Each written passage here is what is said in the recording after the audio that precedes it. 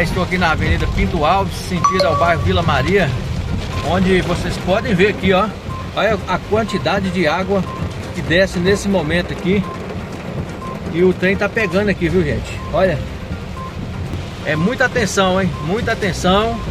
Você que tá aí conectado no RM Notícias, eu tô fazendo questão de mandar aqui o vídeo para que todos os motoristas que forem sair de casa agora, nesse momento, ó, a chuva aí, como é que tá aqui em Lagoa Santa.